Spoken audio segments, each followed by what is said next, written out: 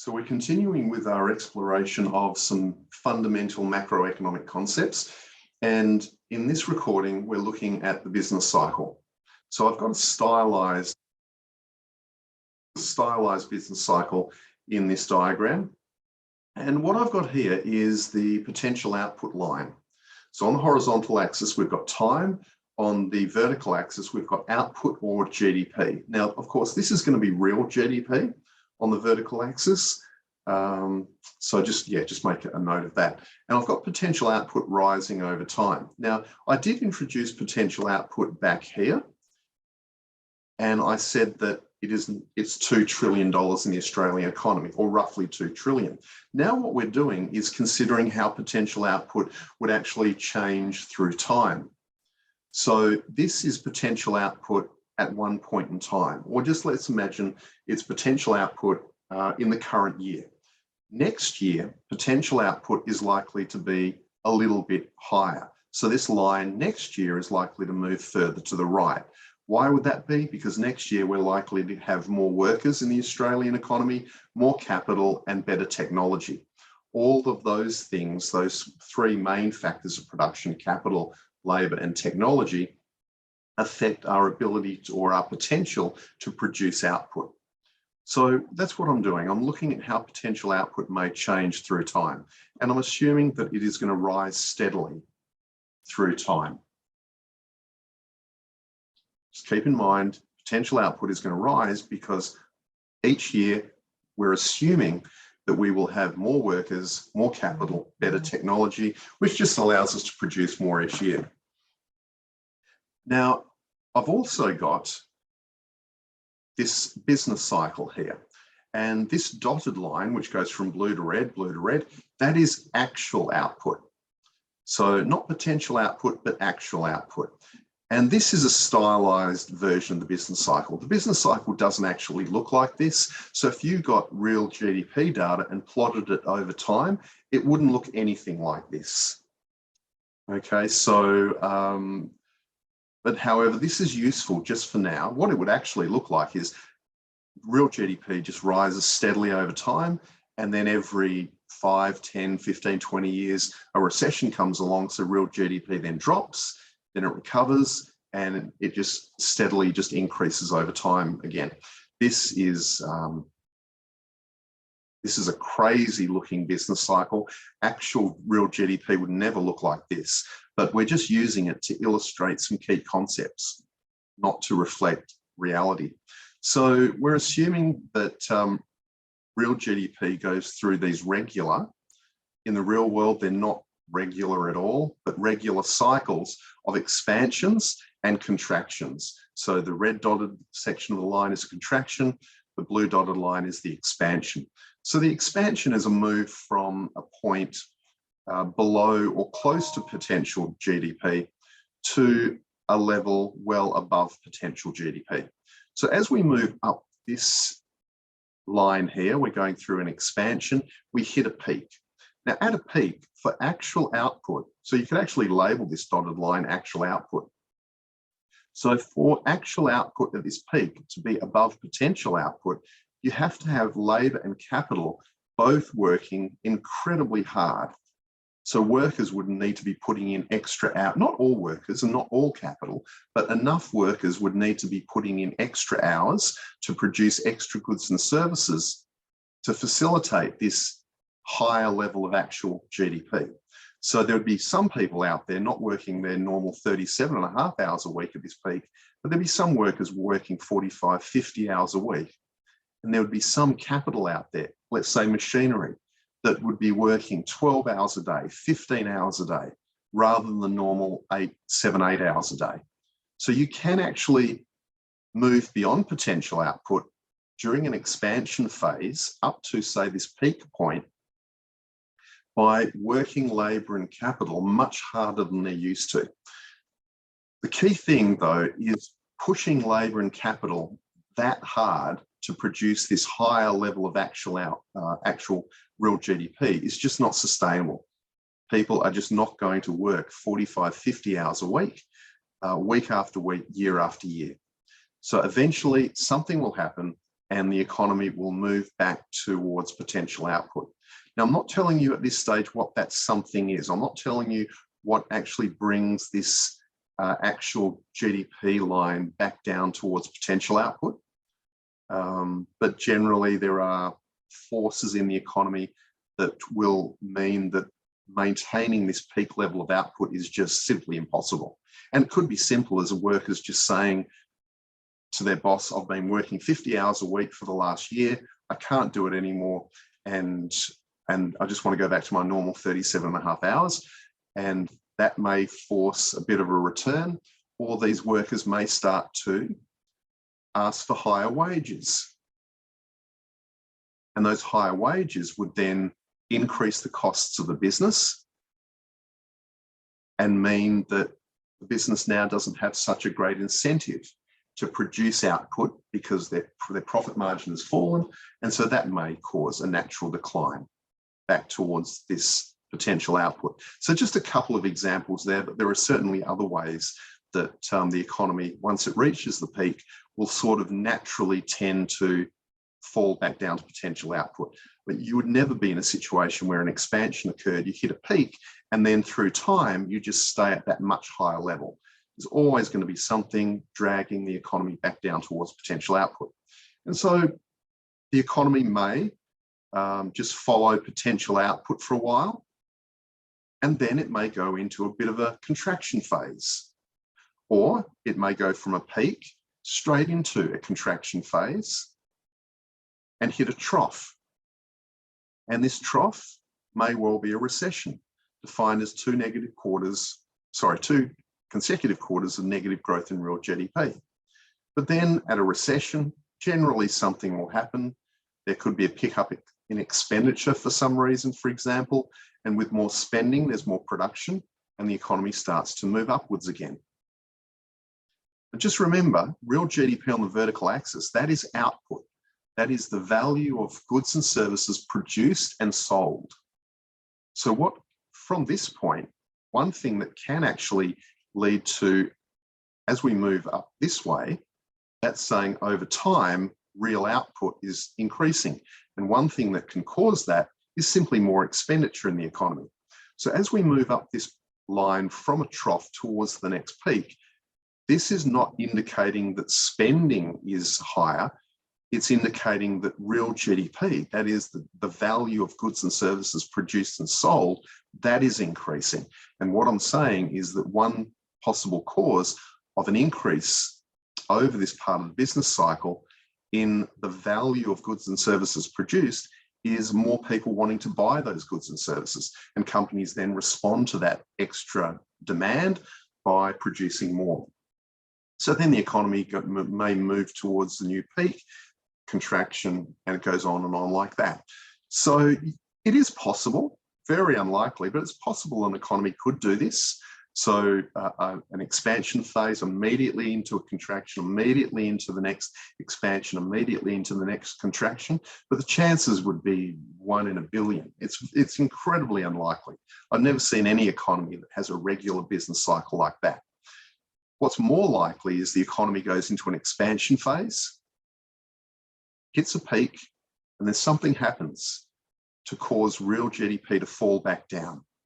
Then we get to potential output, and the economy sort of follows this black line for a little while. So there's no major booms for a while. There's no major expansions or contractions. And the economy is moving along at a nice rate in terms of economic growth. And then something happens and it goes into a trough, goes into a recession. And so from here to here, could be 20 years, could be 30 years, goes into a recession, and then slowly it recovers again.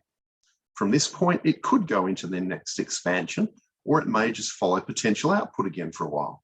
So there's a lot of possibilities. So the key thing to take away from this business cycle is that economies do go through expansions and they go through contractions. In Australia, between the early 90s and 2020, we had a 30-year period of no contractions, no recessions, I should say. So that was a 30-year period where the economy would have closely followed this black line. Other times in the past, in Australia, we've had, and I'm sort of thinking back into the 1960s, 1970s, we've had expansions followed by contractions. So it's very variable. But the key thing is, what you need to take away is that economies do go through expansions and contractions, and we need to understand what happens during an expansion and what happens during a contraction in terms of some of the key variables in the economy. But just keep in mind, contractions may occur in a particular economy. There may be sort of a 2 or 3 year gap between a contraction, or there could be a 15, 20, 30 year gap between contractions. Similarly, with expansions, there could be a sort of a 2 or 3 year gap between two expansions. There could be a 20-year gap between two expansions. Now, we will be talking in the course about recessions.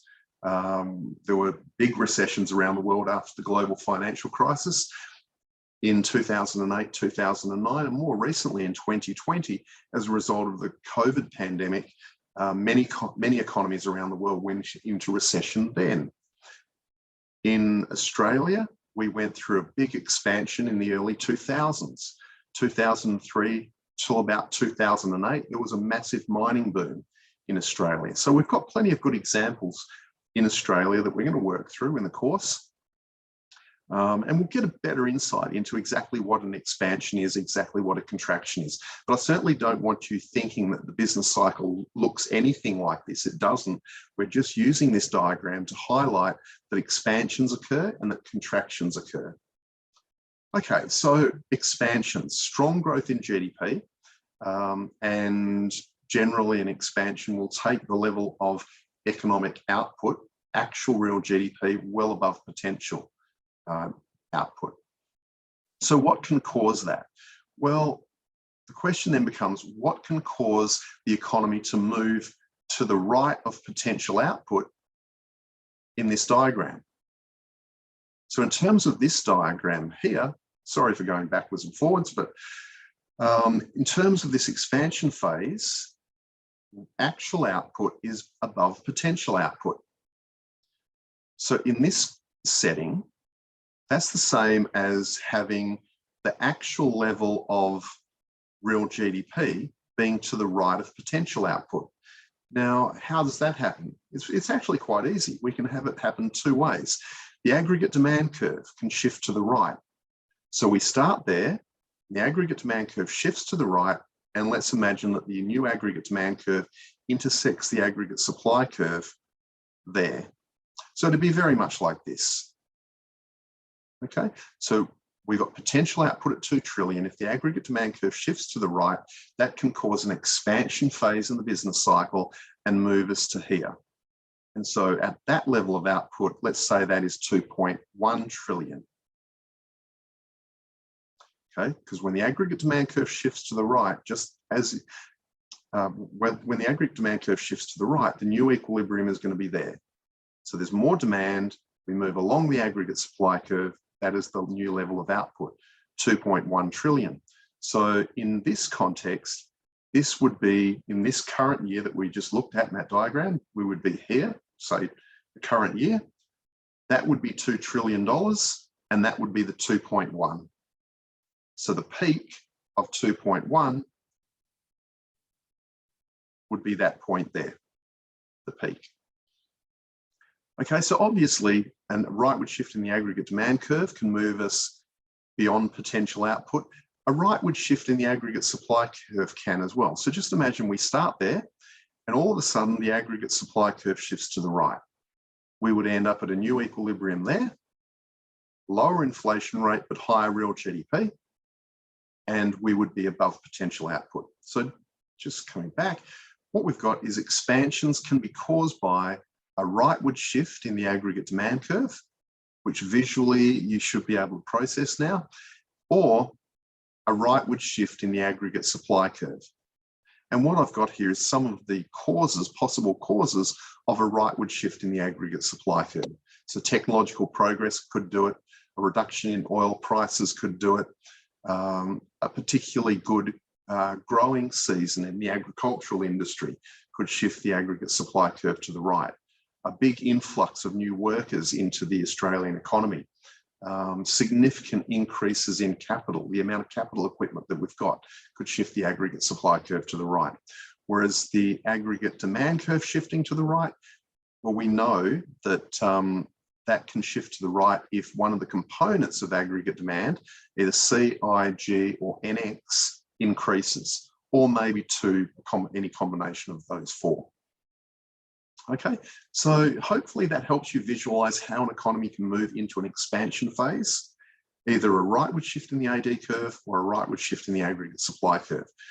Contraction, that's pretty much the opposite.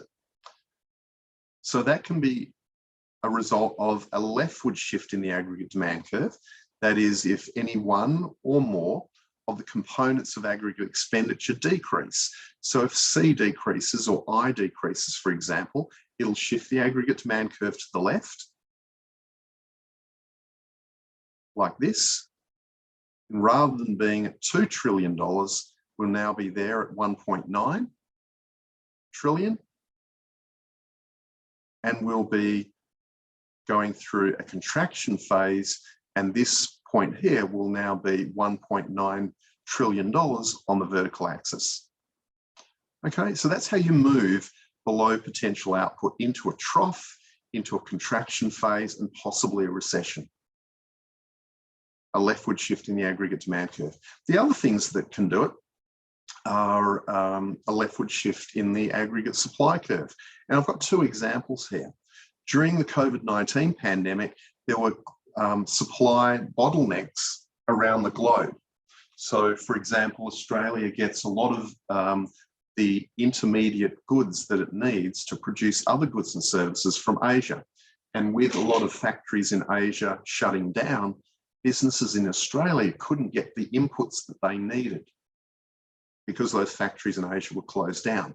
And so those Australian businesses then had to actually delay their production and in some cases stop production. That is modelled by a leftward shift in the aggregate supply curve. In 2022, we had record oil prices, record petrol prices. Petrol was selling for $2.20, $2.30 a litre, which we'd never seen before in Australia. So that is petrol, and oil is an input into production. So think of petrol prices, that's an input, or petrol is an input into the production of everything that you buy at the supermarket, for example. So when you go into the supermarket and you buy your fruit and vegetables for the week and other necessities, then those fruit and vegetables were delivered to the supermarket that you're at by truck. And that truck used petrol, unless I guess it was an electric truck, but we don't see too many of those at the moment. So what I'm getting at is petrol is an input into the production and or delivery of a lot of goods and services that we buy. So with higher oil prices, that actually reduces the profitability of producing, and it makes firms a little bit less reluctant to produce and supply goods and services. And we model that through a leftward shift in the aggregate supply curve. So this is what can cause expansions.